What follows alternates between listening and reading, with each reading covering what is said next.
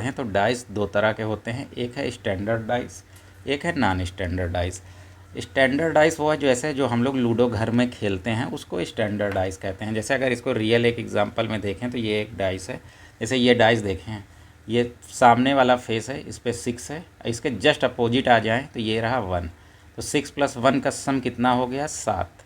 तो standard dice वो dice होता है जिसके अपोजिट फेस पे जो भी नंबर्स हैं उनका सम करेंगे तो हमेशा वो 7 आएगा। जैसे कि इस साइड देखें तो यहाँ पर 3 है, ये रहा 3, इसके जस्ट अपोजिट देखा जाए तो 4 है, 4 और 3 का सम कितना हो जाएगा 7। ये 5 है, ये यहाँ पर इस साइड 5 है, इसके जस्ट अपोजिट जो फेस है वो है 2, तो 5 और 2 का सम कितना हो जाएगा 7। तो स्टैंडर्ड डाइस में सम हमेशा अपोजिट साइड पे जो भी नंबर हैं वो सम कितना आ जाएगा 7। तो स्टैंडर्ड डाइस से बहुत ज़्यादा क्वेश्चंस नहीं पूछा जाता है, बहुत रेयर है कि स्टैंडर्ड डाइस से पूछा जाए, क्योंकि इसमें पता है कि अगर एक फेस पे 6 है तो उसके अपोजिट 1 आएगा, क्योंकि स्टैंडर्ड डाइस में अपोजिट साइड का सम कितना होता है नंबर्स का 7। तो ज़्यादातर क्वेश्चन किससे आएंगे, नॉन स्टैंडर्ड डाइस से। नॉन स्टैंडर्ड डाइस वो डाइस होता है जिसका कोई फिक्स वैल्यू नहीं है अपोजिट फेस पे कि कितना उसका सम आएगा। जैसे अगर यही नॉन स्टैंडर्ड डाइस होता तो यहाँ 5 है तो इसके जस्ट अपोजिट हो सकता है 6 भी हो जाए, 4 भी हो जाए, 3 भी हो जाए, कोई भी नंबर हो सकता है। तो सारे क्वेश्चंस कहाँ से अराइज होंगे, ये नॉन स्टैंडर्ड डाइस से। तो एक हम लोग चीज़ समझ ली है कि डाइस कितने टाइप्स के हैं, यानी पासा कितने प्रकार का है, 2 है। एक है स्टैंडर्ड डाइस जिसमें अपोजिट नंबर्स का सम कितना आ जाएगा 7। एक है नॉन स्टैंडर्ड डाइस जिसमें कोई फिक्स वैल्यूज़ नहीं है। अब एक चीज़ और देख लेते हैं, पहले रियल पासा या डाइस पे समझ लेते हैं, फिर उसको किस तरह से इमेज में क्वेश्चन पूछा जाता है वो समझते हैं। अगर जैसे ये 6 है, ये स्टैंडर्ड डाइस है, लेकिन एक चीज़ जो समझाना चाह रहे हैं, ये 6 है, इसके अपोजिट में क्या है 1 है। ये तो स्टैंडर्ड डाइस है तो 6 + 1 7 आ गया। लेकिन इसके अगर एडजेसेंट फेस पे देखा जाए तो 6 है, 6 के एडजेसेंट फेस क्या है 3 है, 5 है, 4 है, 2 है, यहाँ कहीं 1 नहीं है। तो जब भी किसी भी नंबर के अपोजिट जो नंबर रहेगा, जैसे यहाँ 6 के अपोजिट है 1, तो 1 कभी इसके एडजेसेंट फेस पे नहीं आएगा। जैसे यहाँ 4 हो गया, 2 हो गया, 3 है, 5 है, 1 नहीं आएगा। 1 क्यों नहीं आ रहा, क्योंकि 6 के अपोजिट है 1। इसी तरह अगर 3 देखते हैं, 3 के अपोजिट कौन सा नंबर है 4 है, क्योंकि ये स्टैंडर्डाइज है। नॉन स्टैंडर्डाइज होता तो 3 के अपोजिट कोई भी नंबर हो सकता था। तो 3 के अपोजिट यहाँ 4 है, तो 3 के बगल वाला फेस जो भी है ये साइड, उस पर 4 नहीं आएगा, क्योंकि 3 के अपोजिट में 4 है। ये बेसिक एक लॉजिक बता रहे हैं, इसी लॉजिक पे ज़्यादातर सवाल सॉल्व होंगे कि जब भी किसी नंबर के अपोजिट डाइस में दूसरा नंबर होगा तो वो नंबर कभी भी इसके एडजेसेंट फेस यानी बगल वाले फेस पे नहीं आएगा। तो 3 के पीछे 4 है, तो इसको अगर घुमा के देख लें तो 4 ना यहाँ मिलेगा, ना यहाँ मिलेगा, ना इस वाले फेस पे मिलेगा, ना इस वाले फेस पे मिलेगा। ये स्टैंडर्ड नॉन स्टैंडर्ड दोनों में लागू होता है। तो एक चीज़ हम लोग ये समझ गए कि जो भी नंबर के अपोजिट नंबर है, जैसे अगर कोई एक नॉन स्टैंडर्ड डाइस है उसमें 3 है, 3 के अपोजिट सपोज यहाँ 6 है, तो ये 6 3 के बगल वाले जो साइड हैं उस पर कभी नहीं दिखेगा। तो एक चीज़ ये समझ लेना है। अब दूसरी बात, जब भी हम लोग पेपर पे दिखाएंगे, पेपर पे जब भी हम लोग डाइस दिखाएंगे तो एक बार में हम लोग ज़्यादा से ज़्यादा 3 फेस डाइस का दिखा सकते हैं। जैसे इस तरह से डाइस दिखाएंगे, ये तो सिर्फ एक बार में 1 2 3 ही फेस दिखेगा, और सवाल में भी इस तरह से फेस दिखेगा। सपोज ये 1 है, ये 2 हो गया, ये 4 हो गया। ये नॉन स्टैंडर्ड डाइस की अब हम लोग बात कर रहे हैं, क्योंकि जो भी सवाल करेंगे अब नॉन स्टैंडर्ड डाइस पे ही हम लोग करेंगे, स्टैंडर्ड डाइस पे नहीं करेंगे। तो एक बार में कितने फेस दिखाए जाएंगे 1 2 4। टोटल कितने फेस होते हैं एक डाइस में, टोटल कितने फेस होते हैं 6 फेस होते हैं। इस तरह से अगर देख लें, एक ये डाइस ले लेते हैं तो 4 फेस ये होगा, 1 2 3 और 4, इसके एक अपोजिट ये था और एक ये ऊपर, तो टोटल 6 फेस होते हैं। तो जो क्वेश्चन में दिखाया जाएगा वो सिर्फ और सिर्फ 3 फेस दिखाया जाएगा, 3 फेस हाइड रहेगा। इन्हीं 3 जो हाइड फेस है उससे क्वेश्चंस को पूछा जाएगा। तो पहला चीज़ तो ये हो गया। अब नॉन स्टैंडर्ड डाइस में 2 टाइप्स के हमारे क्वेश्चंस बनेंगे, तो हम लोग दोनों टाइप एक एक करके देखेंगे। नॉन स्टैंडर्ड जो डाइस है इसमें 2 टाइप के क्वेश्चन बनेंगे। पहला तो रहेगा क्लोज्ड डाइस, जो हम लोग नॉर्मली डाइस देखते हैं वो क्लोज्ड डाइस ही होता है, जो अभी हम लोगों ने डाइस दिखाया। जैसे कि ये डाइस है, ये क्लोज्ड डाइस है, ये डाइस बना हुआ है। दूसरा सवाल यहाँ पर आएगा, पहला टाइप हो गया, दूसरा टाइप आएगा ओपन डाइस। ये एक ओपन डाइस का प्रकार दिया रहेगा, उसमें पूछा जाएगा कि कौन सा नंबर किस के पीछे हो सकता है। तो सबसे पहले हम लोग क्लोज डाइस वाला देखेंगे कि उस पर किस तरह से क्वेश्चंस को अराइज किया जाता है और सवाल किस तरह से होगा। तो पहला हम लोग का टॉपिक रहेगा क्लोज डाइस पे। तो इस पर सिंपल एक लॉजिक लगाएंगे, सिर्फ 2 रूल फाइंड आउट करेंगे, बहुत ज़्यादा इसमें रूल नहीं लगाना है। पहला रूल ये हम लोग देखेंगे, 2 डाइस या 3 डाइस इस तरह से इमेज दिया रहेगा, उसमें पूछा जाएगा कि इस नंबर के पीछे कौन सा नंबर होगा, या जैसे यहाँ पूछा जाएगा कि 1 बॉटम में है तो 1 टॉप पे है तो बॉटम में कौन नंबर हो सकता है, 2 के अपोजिट कौन सा नंबर हो सकता है, 4 के अपोजिट कौन सा नंबर हो सकता है। इसी तरह से क्वेश्चंस को पूछा जाएगा। तो 2 कंडीशन हम लोग देखेंगे। पहला कंडीशन ये रहेगा कि व्हेन 1 नंबर इज कॉमन, जब दोनों डाइस में एक नंबर कॉमन हो तब कैसा सिचुएशन बनेगा। 2 या 3 या 4 ज़्यादा डाइस भी सवाल में दिया जा सकता है। तो पहले हम लोग 2 डाइस पे करेंगे, फिर 3 डाइस अगर सवाल में दिया है तो उसको कैसे सॉल्व करना है, 4 डाइस दिया है तो कैसे सॉल्व करना है। तो ये धीरे धीरे सीखेंगे। तो पहला हम लोग देखेंगे जब 1 नंबर इज कॉमन, दूसरा देखेंगे कि जब 2 नंबर इज कॉमन। तो 1 नंबर पे किस तरह से हम लोग सवाल करेंगे डाइस का, वो देखते हैं। तो अब हम लोग एक एग्जांपल ले लेते हैं। सपोज ये एक कंडीशन दिया गया है, 2 डाइस दिए गए हैं। इन डाइस में हमसे पूछा जा रहा है कि जैसे यहाँ पर सवाल ये पूछा जा सकता है कि 2 के अपोजिट या 3 के अपोजिट, 4 के अपोजिट कौन सा नंबर है। तो हम लोग सारे नंबर्स का अपोजिट एक दूसरे से निकाल सकते हैं। ठीक है, इसमें एक चीज़ और समझ लेते हैं कि जैसे अब ये एक स्टैंडर्ड डाइस ले लेते हैं।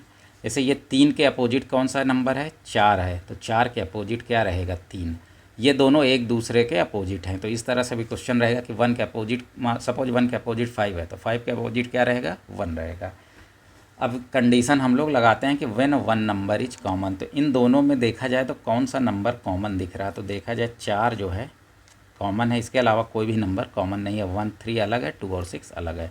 तो जो भी नंबर कॉमन हो, सॉल्व करने का सिंपल यही रूल है, वहाँ से हम जो है क्लॉकवाइज या एंटी क्लॉकवाइज डायरेक्शन में कोई भी एक डायरेक्शन हम चूज़ कर सकते हैं। लेकिन एक डाइस पे जो डायरेक्शन चूज़ करेंगे, अगले डाइस पे वही डायरेक्शन हमें चलना है। तो सिंपल हम क्या करेंगे, 4 से हम लेके क्लॉकवाइज डायरेक्शन में चलेंगे। क्लॉकवाइज डायरेक्शन का मतलब क्या है, पहले 4 यहाँ लिखेंगे, फिर क्लॉकवाइज डायरेक्शन में फिर क्या आ रहा, 2 आ रहा, फिर कौन सा नंबर आ रहा, 6 आया। ठीक, अब यहाँ पर अगर हम इसमें क्लॉकवाइज डायरेक्शन में चले हैं तो इसमें भी क्लॉकवाइज ही चलना पड़ेगा। अब यहाँ एंटी क्लॉकवाइज नहीं चल सकते हैं। तो अब यहाँ से भी, अब यहाँ जो दोनों में कॉमन नंबर है वहाँ से हम लोग स्टार्ट करेंगे। दोनों में कॉमन नंबर था 4, 4 से हमने स्टार्ट किया तो 4 2 6 ये लिख लिए। यहाँ पे हमको 4 दिखा, अब यहाँ से हम लोग क्लॉकवाइज डायरेक्शन में चलेंगे। तो 4 के लिखेंगे, 4 के नीचे 4 ही कॉमन नंबर लिखेंगे। 4 के बाद अगला नंबर क्या आ रहा, 1 आ रहा, और फिर अगला नंबर है 3। अब एक चीज़ देखा जाए तो इसमें टोटल डाइस में कितने नंबर होते हैं, 1 2 3 4 5 6। 1 भी आ गया, 2 भी आ गया, 3 भी आ गया, 4 या 2 बार आ गया, 5 मिसिंग है, 5 यहाँ पर मिसिंग है और 6 भी है। तो यहाँ पर जो 2 बार हम कॉमन लेते हैं, क्योंकि यहाँ पे 2 बार सेम ही नंबर आएगा क्योंकि हम लोग कॉमन नंबर लेके चल रहे हैं। तो बस करना क्या है, जो नंबर यहाँ मिसिंग है वही नंबर इसके नीचे रख देंगे। तो इसका मतलब क्या हो गया, 4 के अपोजिट फेस पे 5 है, 2 के अपोजिट फेस पे 1 है, 6 के अपोजिट फेस पे 3 है। ये सॉल्व हो गया क्वेश्चन। अब इसमें तीनों ऑप्शन कुछ भी पूछा जा सकता था कि 1 के अपोजिट कौन सा नंबर है, 3 के अपोजिट कौन सा नंबर है, 5 के अपोजिट कौन सा नंबर है। तो करना क्या है, फिर से बता देते हैं, दोनों में से एक कॉमन नंबर को देखेंगे, जो नंबर कॉमन है वहाँ से क्लॉकवाइज डायरेक्शन में चलेंगे। अगर यहाँ पे क्लॉकवाइज चल रहे हैं तो अगले डाइस में भी हमें क्लॉकवाइज डायरेक्शन चलना पड़ेगा। क्लॉकवाइज डायरेक्शन से मतलब है कि पहले कॉमन नंबर को लिखेंगे, उसके बाद क्लॉकवाइज डायरेक्शन में जो भी नंबर आ रहा, फिर 2 आया फिर 6 आया उसको लिख लेंगे। दूसरे डाइस पे आएंगे, फिर वही कॉमन नंबर जहाँ भी दिखेगा वहाँ से हम लोग क्लॉकवाइज डायरेक्शन चलेंगे। तो 4 के नीचे यहाँ 4 लिख देंगे, फिर अगला क्लॉकवाइज डायरेक्शन में नंबर 1 है, फिर 3 है। तो ये दोनों एक दूसरे के अपोजिट हो जाएंगे, एक नंबर हमेशा मिसिंग हो जाएगा। वही नंबर यहाँ पर जो भी कॉमन नंबर आएगा, यहाँ भी 4 रहेगा, यहाँ भी 4 रहेगा, तो किसी एक 4 को चाहे यहाँ से हटा दें चाहे यहाँ से हटा दें, जो मिसिंग नंबर रहेगा वही यहाँ पर लिख देंगे।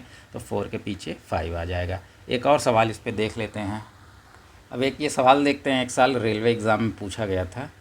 2 डाइस का पोजीशन दिया गया है, पूछा गया है कि 2 के विपरीत कौन सा नंबर होगा। अब इसमें सबसे पहले हम लोग बेसिक से सॉल्व करने की कोशिश करते हैं। तो इन दोनों में कॉमन कौन सा है, ये रहा 5, ये कॉमन दिख गया। इधर हम क्लॉकवाइज डायरेक्शन चलेंगे। तो 5 के बाद क्लॉकवाइज डायरेक्शन में अगला नंबर कौन आ रहा है? 3। 3 के बाद अगला नंबर कौन आ रहा है? 1। 5 से इधर भी क्लॉकवाइज डायरेक्शन हम लोग चलेंगे, क्योंकि दोनों में सेम डायरेक्शन फॉलो करना है। ठीक है, इस तरह से चलेंगे। तो 5 के नीचे 5 लिख देंगे। क्लॉकवाइज डायरेक्शन में 5 के बाद अगला नंबर कौन सा है? 2। फिर अगला नंबर कौन सा है? 4। तो सवाल पूछा गया था 2 के विपरीत कौन सा है, तो 2 के विपरीत ये दिख गया, ये 3 है। तो सवाल तो यहीं हमारा सॉल्व हो गया, ये ऑप्शन। लेकिन अगर 1 के विपरीत पूछा जाता तो 4, या ये भी पूछा जा सकता था कि 5 के अपोजिट कौन सा है, तो 5 के अपोजिट तो यहाँ क्या 5 ही दिख रहा। अब फिर यहाँ पर लॉजिक लगाएंगे, कौन सा नंबर यहाँ मिसिंग है। तो 1 भी है, 2 है, 3 है, 4 है, 5 भी है, 6 मिसिंग है। तो इसका मतलब एक 5 ये हटा करके यहाँ 6 लिख देंगे। तो 5 के अपोजिट यहाँ कौन सा नंबर हो जाएगा? 6। तो हमारा आंसर क्या? लेकिन यहाँ 2 के विपरीत पूछा गया था, तो 2 के विपरीत कौन सा हो जाएगा? 3 हो जाएगा। अब यहाँ से हम लोग ऑप्शन भी देख करके कुछ ऑप्शन को गलत टिक कर सकते हैं। जब डाइस स्टार्टिंग में पढ़ाएं तो हमने बताया था कि जो नंबर अपोजिट होगा, जैसे स्टैंडर्ड डाइस में 6 के अपोजिट 1 होता है, तो 6 के बगल वाले सतह पे कभी 1 आएगा नहीं। तो ये जो 2 सतहें दिखती हैं, ये जो 2 फेस है, ये बगल वाली सतह दिखती है, अपोजिट सतह कभी नहीं दिखेगा फिगर में। 2 के अपोजिट कौन सा फेस है? नहीं दिख रहा। 5 के अपोजिट कौन सा फेस है? नहीं दिख रहा। 4 के अपोजिट कौन सा फेस है? नहीं दिख रहा। तो 2 के ये बगल में 4 है, 5 है, तो इसका मतलब ये तो कन्फर्म है कि ये 4, ऑप्शन में अगर 5 भी होता तो 4 और 5 तो ऑप्शन कभी सही नहीं हो सकता, क्योंकि ये बगल में है तो अपोजिट नहीं हो सकते हैं। तो कभी कभी ऑप्शन से भी इस तरह का बिना रूल लगाए हम लोग सॉल्व कर सकते हैं। अभी आगे बताएंगे बिना ये रूल लगाए किस तरह से बिना ऑप्शन के भी हम लोग सिर्फ ऑप्शन देखेंगे, सिंपल ये लॉजिक लगाएंगे कि 2 के बगल में ये नंबर है, इसका मतलब ये विपरीत में नहीं हो सकता, तो उसको कट करते चले जाएंगे, हमारा आंसर आ जाएगा। तो ये देख सकते हैं कितना आसान सवाल था, 10 से 15 सेकंड भी नहीं लगेगा सॉल्व करने में। इस तरह से रेलवे में पूछा गया था। और 1-2 सवाल ले लेते हैं। अब एक सवाल देखते हैं, ये एसएससी में पूछा गया है। पासे का 2 कंडीशन दिया गया है, इसमें पूछा गया है कि 5 के विपरीत कौन सा नंबर होगा। तो यहाँ सिंपल हम लोग ऑप्शन से भी कर सकते हैं, उस तरह का रूल लगाने की ज़रूरत नहीं है जो क्लॉकवाइज वाला बताए थे, लेकिन हम लोग दोनों तरीके से करेंगे। सिंपल यहाँ देखें तो 5 के बगल 1 भी है, 3 भी है, 2 भी है, 4 भी है। टोटल डाइस पे कितने नंबर होते हैं? 1 2 3 4 5 6। 5 तो यहीं है, तो 1 2 3 4 और 6। 5 के अपोजिट यही 4-5 नंबर की पॉसिबिलिटीज़ बन रही है कि 5 अगर ऊपर है तो उसके अपोजिट में या तो 1 हो सकता है, या 2 हो सकता है, या 3 हो सकता है, या 4 हो सकता है, या 6 हो सकता है। 5 तो होगा नहीं, क्योंकि 5 तो ऊपरी सतह पे है। अब देखा जाए तो ये बताया ना कि अगर फिगर में इस तरह दिया रहता है तो ये बगल वाले फेस दिया रहता है। फिगर जो भी दिखाया जाएगा अपोजिट फेस 2D ज्योमेट्री में, ये हम लोग 2D डायग्राम में नहीं दिखा सकते हैं। तो 5 के बगल 1 है, इसका मतलब 5 के अपोजिट 1 भी नहीं हो सकता। 5 के यहाँ बगल 3 है तो 3 भी नहीं हो सकता। 5 के बगल यहाँ 2 है तो 2 भी नहीं हो सकता। 5 के बगल 4 है तो 4 भी नहीं हो सकता। तो बचा कौन सा? 1 नंबर। तो इसका मतलब 6 यहाँ ऑप्शन सही हो गया। इस यहाँ पर तो वो वाला लॉजिक लगाने की ज़रूरत नहीं थी, लेकिन उस तरह से भी हम लोग सॉल्व कर सकते हैं। तो दोनों में कॉमन दिखा क्या? 5। ये हम लोग क्लॉकवाइज डायरेक्शन में चलेंगे तो 5, उसके बाद 3, फिर 1 आ रहा क्लॉकवाइज डायरेक्शन में। फिर अगला देखते हैं, तो क्लॉकवाइज डायरेक्शन यहाँ से जब चलेंगे तो 5, उसके बाद 4 आ रहा, फिर 2 आ रहा। तो यहाँ पर कौन सा नंबर मिसिंग है? 1 भी है, 2 है, 3 है, 4 है, 5 है, 6 यानी मिसिंग है। तो एक 5 यहाँ हटा करके 6 लिख देंगे, तो 5 के अपोजिट क्या आ गया? 6 आ गया। तो कभी कभी ऑप्शन देख करके भी सिंपल कर सकते हैं। यहाँ पर जिस तरह से हमने कर लिया, इस तरह से लॉजिक लगाने की ज़रूरत भी नहीं थी, और एसएससी में ये पूछा गया क्वेश्चन था। अब एक और नया सवाल देख लेते हैं। हर बार ज़रूरी नहीं कि डाइस में नंबर दे के ही नंबर के अपोजिट पूछा जाए। डाइस का इस तरह से पोजीशन दे दिया जाएगा, कुछ फिगर्स दे दिए जाएंगे, कुछ ये चिन्ह दिए जाएंगे मैथ के, पूछा जाएगा कि इस चिन्ह के पीछे क्या है या इस फिगर के पीछे क्या है। तो हर बार नंबर ज़रूरी नहीं है, इस तरह से भी दिया जा सकता है, लेकिन लॉजिक हर बार वही सेम लगेगा। लॉजिक इसमें क्या लगेगा? दोनों में कॉमन देखना है। जैसे अभी तक हम कॉमन नंबर देख रहे थे, अब दोनों में कॉमन फिगर या कॉमन चिन्ह कौन सा है? ये इक्वल का साइन, ये कॉमन है, ये कॉमन है। चलें यहाँ से क्लॉकवाइज डायरेक्शन चलेंगे, तो पहले इक्वल का साइन, उसके बाद ट्रायंगल बन रहा, फिर सर्कल बन रहा। यहाँ पर इक्वल का साइन है, तब हम क्लॉकवाइज चलेंगे तो इक्वल के इक्वल, ये है एक स्क्वायर, उसके बाद अगला फिगर हैशटैग का आ रहा है। ठीक, तो इसमें पूछा गया है कि ट्रायंगल के विपरीत क्या होगा। तो ट्रायंगल के विपरीत कौन सा फिगर आ रहा है? ट्रायंगल के विपरीत स्क्वायर आ रहा। अब यहाँ पर कौन सा रियल फिगर स्क्वायर इक्वल के पीछे रहा होगा, क्योंकि हमें नहीं पता। यहाँ पर टोटल कितने 5 फिगर हैं, 1 2 3 4, और ये दोनों अगर कॉमन मिला लिया जाए तो 5 तरह के चिन्ह हमें दिख रहे हैं, वो 5 हमें लिख लिए हैं।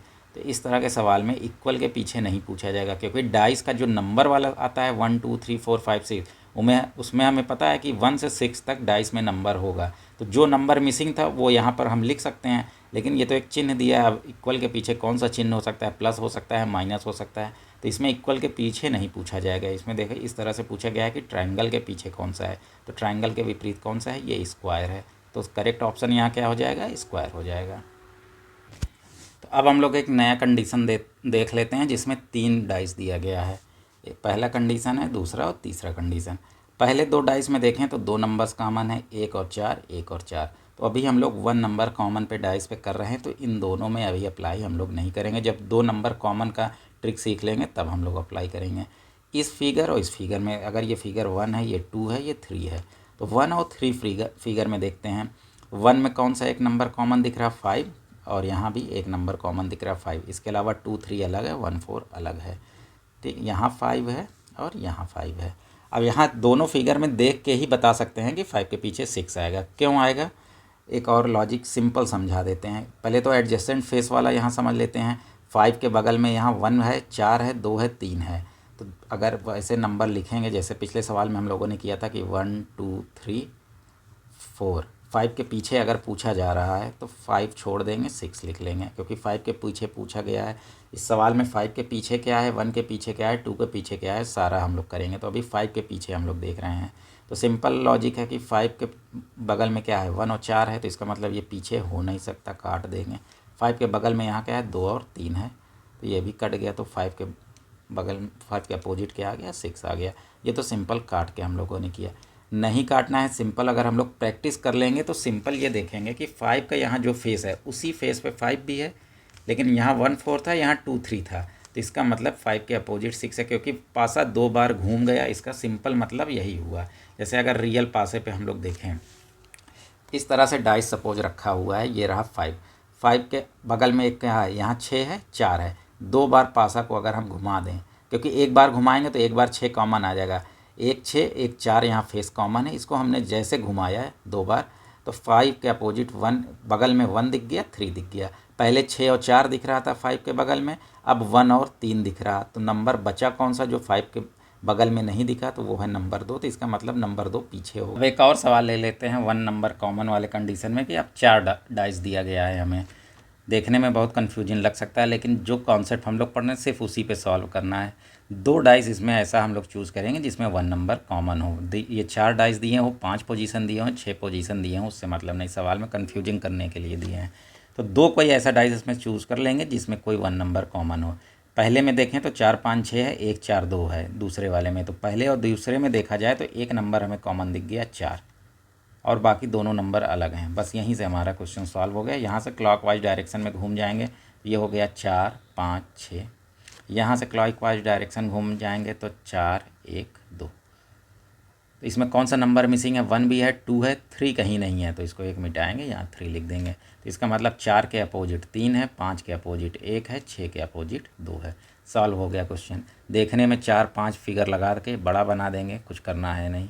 तो सिंपल हमें चाहे 5 फिगर हो, 4 फिगर हो, उससे नहीं मतलब है। कोई 2 फिगर हम लोग चूज़ कर लेंगे, उसमें 1 नंबर कॉमन देख लेंगे। जो भी 1 नंबर कॉमन है ये क्लॉकवाइज डायरेक्शन में इस तरह से रोटेट करके नंबर लिख लेंगे, हमारा सॉल्व हो जाएगा क्वेश्चन। अब इन दोनों डाइस में चाहें तो सॉल्व कर सकते हैं। इसमें क्या कोई 2 नंबर कॉमन है, देखा जाए तो 5 6 3 6 1 4 5, इसमें भी एक नंबर ये कॉमन दिख गया 5। चाहे पहले 2 को लेके सॉल्व कर लें, चाहे लास्ट 2 में कोई एक नंबर दिख रहा है। यहाँ से भी क्लॉकवाइज डायरेक्शन चलेंगे तो 5 6 3, यहाँ से क्लॉकवाइज डायरेक्शन चलेंगे तो 5 1 4, 5 1 4। अब एक और सवाल देख लेते हैं जिसमें 4 डाइस दिया गया है। पूछा यह गया है 3 के विपरीत कौन सी संख्या है। ये भी एक साल रेलवे में पूछा गया था। अब इस तरह का जब भी 3 डाइस 4 डाइस दिया हो तो सिंपल करना है, हम 2 डाइस कोई सेलेक्ट करेंगे जिसमें कोई एक नंबर कॉमन हो। जैसे अगर पहले और दूसरे डाइस में देखा जाए तो यहाँ पर 4 कॉमन दिख गया, तो वही सिंपल लॉजिक हम लोग जो क्लॉकवाइज डायरेक्शन चल रहे हैं लगा देंगे। तो इसको क्लॉकवाइज डायरेक्शन में चलेंगे तो 4 5 6। यहाँ पर क्लॉकवाइज डायरेक्शन में चलेंगे तो 4 के बाद अगला नंबर मिलेगा 1, 1 के बाद अगला नंबर मिलेगा 2। तो इसमें कौन सा नंबर मिसिंग है? तो 1 भी है, 2 है, 3 नंबर मिसिंग है, यानी 3 यहाँ पर आ गया। तो 4 के अपोजिट कौन सा नंबर हो जाएगा? 3 हो जाएगा। यहाँ 3 के विपरीत पूछा गया तो 4 के पीछे 3 है, 3 के विपरीत 4 हो जाएगा। ये तो यह अभी तक हम लोगों ने देखा कि जब 1 नंबर कॉमन है तो किस तरह से हम लोगों को डाइस का क्वेश्चन सॉल्व करना है। अब यहाँ पर कंडीशन आ जाएगी, जब 2 नंबर्स कॉमन है तो किस तरह से हम लोग सॉल्व करेंगे। तो यहाँ पर देखा जाए 2 नंबर कौन कौन कॉमन है, जैसे 2 यहाँ पर है, 5 यहाँ पर कॉमन है। तो इस सवाल में, जैसे इस सवाल में यही पूछा जाएगा जो एक्स्ट्रा नंबर है, जैसे यहाँ पर एक्स्ट्रा नंबर कौन सा है? 3, तो 3 के अपोजिट कौन सा है? तो इसमें जो 2 नंबर कॉमन है उनको अलग कर देना है। जो नंबर बचा, यहाँ पर बचा 3, यहाँ पर बचा 4, तो यह इसका मतलब हुआ ये दोनों एक दूसरे के अपोजिट हैं। सिंपल, ये सॉल्व हो गया। लेकिन हो सकता है कुछ लोगों को यहाँ पर कन्फ्यूजन भी हो सकता है, इसलिए एक और लॉजिक है, बता देते हैं। पहले एक बार इसको फिर से समझ लेते हैं कि इस तरह के क्वेश्चन को सॉल्व करने के लिए जो 2 नंबर्स कॉमन हैं, जब भी 2 नंबर कॉमन हो डाइस में, तो जो 2 नंबर कॉमन हैं उनको अलग कर लेंगे। जो बचे नंबर हैं, यहाँ पर 3 बच गए, यहाँ 4, ये एक दूसरे के अपोजिट हो गए। सिंपल हो गया। अब आते हैं जो हम लोगों ने clock wise anti clock wise direction लिया था। यहाँ पर अब जो भी 2 नंबर है उसको देख लेंगे। ये जो ट्रिक अभी बताएं कि इस तरह से दोनों को कॉमन नंबर निकाल लेंगे, जो बचेगा एक दूसरे का वो अपोजिट है, वो सबसे शॉर्ट मेथड है। लेकिन अगर जिनको थोड़ा सा और डिटेल में पढ़ना है उनके लिए बता देते हैं कि यहाँ पर कोई एक कॉमन नंबर लेंगे, जैसे यहाँ पर 5 है, यहाँ पर हम कॉमन लिए। अब यहाँ से हम इस डायरेक्शन में घूमेंगे कि पहले कॉमन नंबर हमको मिल जाए। अगर यहाँ पर हम क्लॉक वाइज डायरेक्शन चलेंगे तो हमको पहले 5 के बाद 3 मिलेगा, 3 तो कॉमन है नहीं, तो हम यहाँ से एंटी क्लॉक वाइज डायरेक्शन चलेंगे। तो 5 के बाद 2 मिलेगा, 2 कॉमन है, उसके बाद 3 मिलेगा, तो 5 लिखेंगे, 2 लिखेंगे, फिर 3 लिखेंगे। इसी तरह अब यहाँ पर भी कोई कंपलसरी नहीं है कि इधर एंटी क्लॉकवाइज चल गए तो इधर एंटी क्लॉकवाइज चलेंगे। हमें इस तरह से चलना है कि फिर से जो कॉमन नंबर हैं 5, यहाँ पर हमने 5 से स्टार्ट किया था तो यहाँ पर भी 5 से स्टार्ट करेंगे। अब हम इस डायरेक्शन में घूमेंगे कि 5 के बाद हमें 2 मिल जाए। तो हमें क्लॉकवाइज डायरेक्शन में 5 के बाद 2 मिल रहा है, तो फिर से लिखेंगे 5, 2, फिर कौन सा नंबर आया? 4। तो यहाँ पर भी 4 और 3 एक दूसरे के अपोजिट हो जाएंगे। 2 और 5 के पीछे क्या है कॉमन? जब 2 नंबर हैं तो ये नहीं पता चल सकता है। इसके पीछे बस संभावना बताई जा सकती है कि 2 के पीछे कौन सा नंबर हो सकता है। यहाँ पर या तो 1 हो सकता है या 6 हो सकता है। 2 और 5 एडजेसेंट फेस हो गए, तो इसका मतलब 2 के पीछे 5 तो नहीं होगा, ना 3 होगा। तो नंबर जो बच गया 4 हो गया 3 के पीछे, तो इसका मतलब 2 के पीछे या तो 1 है या 6 है। एग्जैक्टली कौन सा है नहीं बता सकते। तो ये थोड़ा सा लॉन्ग मेथड है। तो सिंपल करना क्या है, जब 2 नंबर कॉमन है, दोनों नंबर कॉमन ले लेंगे। जो बाकी जो अनकॉमन नंबर बच गए वही एक दूसरे के अपोजिट हो जाएंगे। तो इस पर एक और सवाल देख लेते हैं, तब थोड़ा सा क्लियर होगा। अब एक और सवाल ले लेते हैं जिसमें 2 नंबर कॉमन है। एक नंबर तो 6 दोनों में कॉमन है, अगला नंबर है 4, अगला नंबर यहाँ पर है 3। ठीक है, ये 4 कॉमन नहीं है। ठीक है, तो यहाँ पूछा गया 4 के विपरीत कौन सा होगा। तो 4 के विपरीत अब कौन सा नंबर, जो बच गए नंबर 4 के, यहाँ पर 4 है और यहाँ कौन सा बचा नंबर है जो कॉमन नहीं है, वो 2 है। तो 4 के अपोजिट 2 होगा। तो जब भी 2 नंबर कॉमन रहेंगे उसमें जो एक्स्ट्रा नंबर बच रहा उन्हीं में एक दूसरे के अपोजिट पूछा जाएगा, क्योंकि यहाँ एग्जैक्ट 6 के पीछे क्या है या 4 के पीछे क्या है नहीं बताया जा सकता। तो सिंपल, यहाँ तो मुश्किल से 1 से 2 सेकंड ही लगेगा। जो 2 नंबर कॉमन है उनको अलग कर लेंगे। जो बच गए नंबर, जैसे 6 और 3 कॉमन थे, बच गया 4 और 2, तो 4 के पीछे 2 है। तो ये तो हम लोगों ने अब तक क्लोज डाइस के बारे में पढ़ा, दोनों कंडीशन, जब एक नंबर कॉमन हो या 2 नंबर कॉमन हो। अब ओपन डाइस के बारे में पढ़ेंगे, उससे रिलेटेड हम लोग कुछ क्वेश्चन को देखते हैं कि किस तरह से ओपन डाइस पे बेस्ड क्वेश्चन पूछे जाते हैं। तो अब हम लोग देखते हैं ओपन डाइस का सवाल। ओपन डाइस का सवाल किस तरह से हल करना है। लेकिन सवाल को करने से पहले सबसे पहले ओपन डाइस के कॉन्सेप्ट को समझ लेते हैं। अब हम लोग इस तरह से एक ये फिगर ले लेते हैं। एक डाइस में कितने फेस होते हैं? टोटल 6। तो हमने ये फेस बना लिया है 1 2 3 4 5 और 6। इसको हम मोड़ करके एक क्लोज डाइस बनाएंगे। अगर इसको हम बंद करके एक डाइस बनाते हैं तो देखिए कुछ इस तरह से ये डाइस बनेगा। इस तरह से ये डाइस बन गया। अब इस डाइस में देखते हैं, ये 1 है, 1 के पीछे कौन सा नंबर आ रहा है? 3। हम लोग लिखते चलते हैं। यहाँ पर 1 के अपोजिट कौन सा नंबर आ गया? 3 नंबर। अब ये रहा 2 के अपोजिट कौन सा नंबर है? तो 2 के अपोजिट अगर हम लोग यहाँ देखें तो ये है 2 के अपोजिट 4 है। ये हम लोग ओपन डाइस से क्लोज डाइस बना रहे हैं। यहाँ पर है 5 के अपोजिट कौन सा नंबर आया? 6। 5 के अपोजिट नंबर आया 6। ये एक इस तरह से डाइस की पोजीशन है। 4 ये सीधा फेस हो गया, 2 फेस इधर हो गया। अब एक दूसरा पोजीशन ले लेते हैं डाइस का कुछ इस तरह से, ठीक। 4 ये सीधे फेस हो गए, 2 फेस आमने सामने हैं। इसको क्लोज करके देखते हैं किस तरह का पोजीशन बनता है। इसको भी अगर बंद करेंगे इस तरह से तो ये एक डाइस का फेस वो डाइस बन जाएगा। अब 1 के पीछे देखें तो 1 के पीछे अभी भी 3 है, 2 के पीछे क्या है 4 है, और 5 के पीछे इसमें भी 6 है।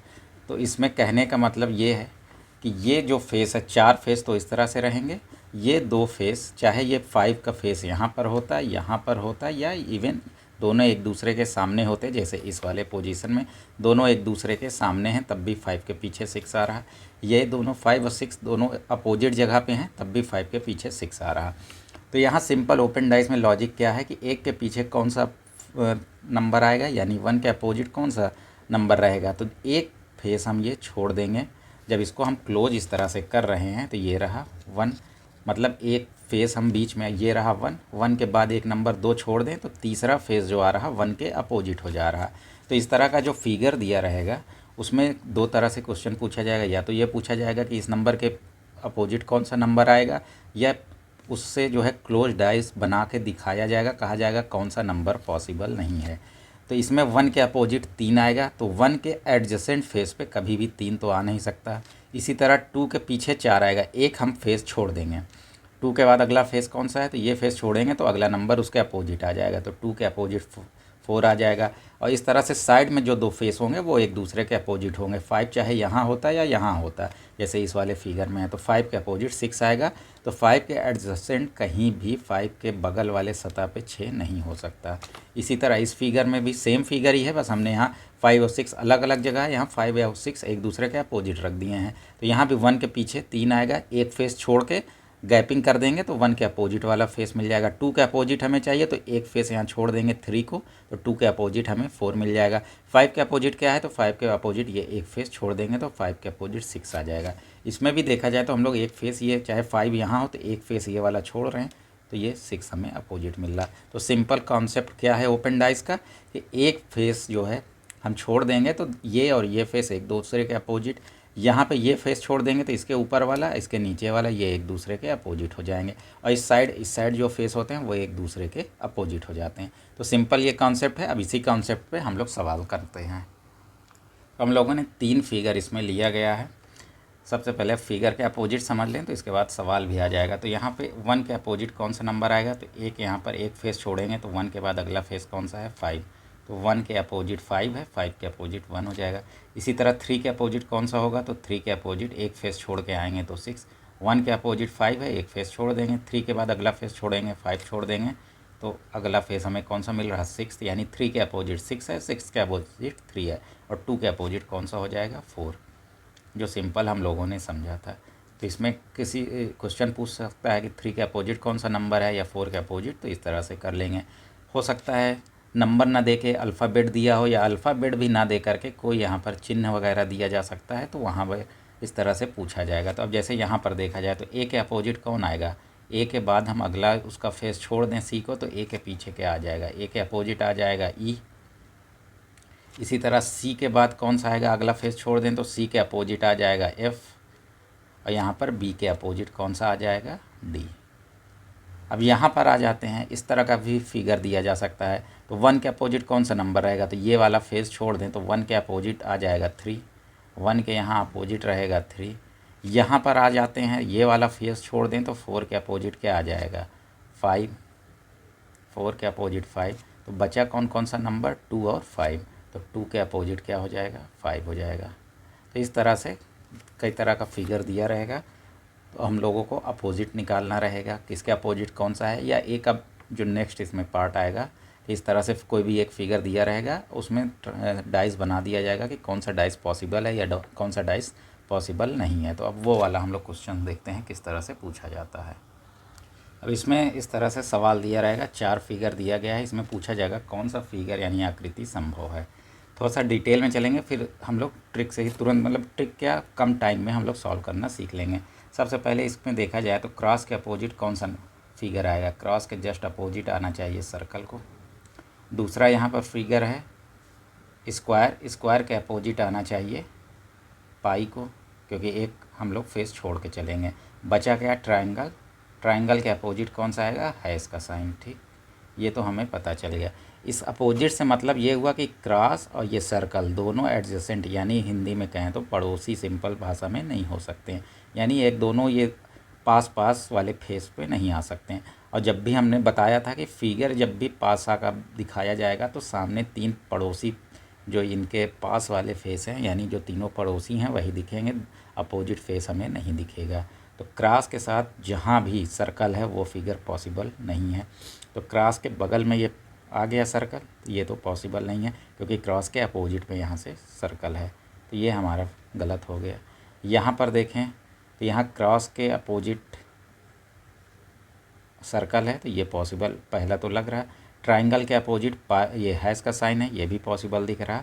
और स्क्वायर के अपोजिट पाई है, तो स्क्वायर के साथ पाई भी नहीं है, ट्राइंगल के साथ हैश का साइन भी नहीं है, क्रॉस के साथ सर्कल भी नहीं है, तो ये पॉसिबल तो दिख रहा। अगले फिगर में आ जाते हैं हम, ये है हैश का साइन। तो हैश और ट्राइंगल एक दूसरे के अपोजिट हैं, तो हैश के पीछे यहाँ कहीं ट्राइंगल होगा, अपोजिट साइड हमें दिखता नहीं। हैश के यहाँ बगल में ट्राइंगल दिख रहा, तो इसका मतलब ये फिगर भी गलत हो गया। इस तरह इस वाले फिगर में आते हैं कि स्क्वायर और पाई एक दूसरे के अपोजिट हैं, लेकिन स्क्वायर यहाँ पाई एक दूसरे के बगल में है, तो ये ट्राइंगल भी गलत हो गया। तो हमारा ऑप्शन कौन सा सही हो गया, बी। अब जब हम थोड़ा प्रैक्टिस कर लेंगे तो ये बनाने की हमें ज़रूरत बार बार नहीं पड़ेगी। यहीं से हम देख लेते हैं कि ये क्रॉस और सर्कल एक दूसरे के एडजेसेंट फेस यानी पास वाले फेस पे नहीं होना चाहिए। क्रॉस और सर्कल यहाँ दिख गया, इसको हमने काट दिया।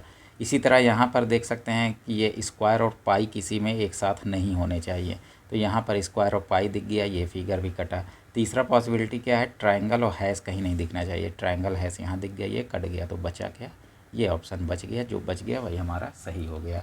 अब इस तरह से एक दो क्वेश्चन और देख लेते हैं। अब ये सवाल देख लेते हैं। इस तरह का फिगर दिया गया है, चार ऑप्शन दिया गया है कि कौन सा इसमें डाइस बनना संभव है। तो अब इसमें बार बार हमने जो पिछला देखा था किसके अपोजिट है, उसको बार बार लिखने से बेहतर है ये देख लेते हैं कि बी के अपोजिट डी आएगा, तो मतलब बी और डी एडजेसेंट फेस यानी पड़ोसी नहीं होने चाहिए। क्या बी और डी कहीं पे पड़ोसी हैं, तो बी और डी यहाँ पड़ोसी हैं, ये फिगर कट, ये कैंसिल हो गया। सी के अपोजिट ई आएगा, मतलब सी और ई पड़ोसी नहीं होने चाहिए, सी और ई यहाँ पर पड़ोसी हैं, यहाँ पर भी सी और ई पड़ोसी हैं, तो एक ऑप्शन बच गया, हो गया। 10 सेकंड में अंदर हम लोगों ने सॉल्व कर लिया, ये ऑप्शन सही हो जाएगा। डी ई एफ आना चाहिए, क्योंकि डी के अपोजिट बी है तो यहाँ बी नहीं दिख रहा, सी के अपोजिट ई है तो यहाँ सी नहीं दिख रहा, और एफ़ के अपोजिट एफ ए है तो एफ़ है, यहाँ ए नहीं दिख रहा, ये ऑप्शन तुरंत सही हो गया। तो अगर लॉजिक हम लोग सिंपल ये समझे रहेंगे तो सवाल करने में ज़्यादा टाइम नहीं लगेगा। इसीलिए मैंने कॉन्सेप्ट समझाने पे ही टाइम लिया, सवाल करने में तब टाइम नहीं लगेगा। अगर कॉन्सेप्ट में ही ज़्यादा टाइम लेके समझा दे रहे हैं तो सवाल हल करने में 10 से 15 सेकंड बहुत है। अब ये सवाल देखते हैं। इस तरह का फिगर दिया गया है, पूछा गया है कौन सा पासा का स्थिति संभव है। तो ये देखा जाए, एक फेस हम लोग छोड़ेंगे तो 1 और 3 एक दूसरे के अपोजिट, एक अपोजिट का मतलब क्या हुआ कि 1 और 3 पड़ोसी नहीं होने चाहिए, यहाँ पर हैं, ये फिगर कट हो गया। 4 और 6 एक दूसरे के अपोजिट हैं, मतलब ये एक दूसरे के सतह पे, पड़ोस वाले सतह पे नहीं होने चाहिए, 4 और 6 यहाँ पर दिख गया। 1 और 3 अच्छा यहाँ पर भी है, ये भी कट गया, तो बचा कौन सा फिगर, ये आंसर हमारा आ गया। 10 सेकंड भी नहीं लगा।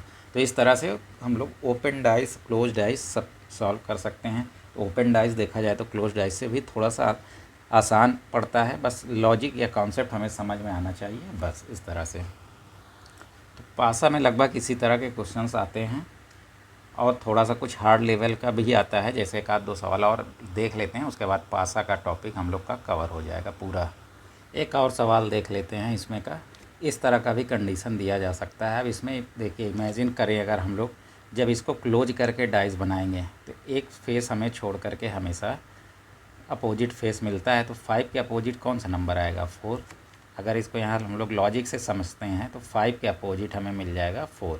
इसी तरह 1 के अपोजिट क्या मिल जाएगा, 3। 1 के अपोजिट मिलेगा 3, ठीक है। और 2 के अपोजिट क्या मिलेगा, जब इसको हम लोग कंप्लीट करके जब डाइस के रूप में पैक करेंगे तो सामने वाले फेस पे अगर 2 है तो पीछे वाले फेस पे ये चारों फिगर मिल करके, ये 4 ट्रायंगल हैं, 4 ट्रायंगल मिल करके एक पूरा स्क्वायर वाला फेस हमें बनाएंगे। तो 2 के अपोजिट इस तरह से हमें फेस मिलेगा। ये फेस कुछ इस तरह से हमें मिल जाएगा। 4 ये ट्रायंगल जो हैं, चारों ट्रायंगल इस तरह का एक फेस बना देंगे। तो 2 के अपोजिट ये वाला फेस रहेगा, 1 के अपोजिट 3 रहेगा, 5 के अपोजिट 4 रहेगा। तो इसमें कौन सा पॉसिबल है? तो सबसे पहले ये फिगर देख लेते हैं। तो 1 का पड़ोसी कौन? 3 नहीं हो सकता। क्या यहाँ 3 है? नहीं है। तो ये पहला कंडीशन तो लग रहा। 4 और 5 एक दूसरे के अपोजिट हैं, तो 5 के साथ 4 यहाँ पड़ोसी में है क्या? नहीं है। और इस वाले फिगर के पीछे 2 होना चाहिए, मतलब ये दोनों फिगर पड़ोसी यानी बगल वाले फेस पे नहीं हो सकते। तो इसके बगल में क्या 2 है? नहीं है। तो ये पॉसिबल लग तो रहा है। अभी इसको रहने देते हैं, बाकी 3 फिगर चेक कर लेते हैं। तो 1 और 3 क्या है? अपोजिट है, मतलब 1 और 3 पड़ोसी तो नहीं हो सकते। यहाँ पर हो गए, फिगर हो गया गलत। इस वाले में आ जाते हैं। यहाँ पर अच्छा एक नंबर नहीं दिया गया था, तो ये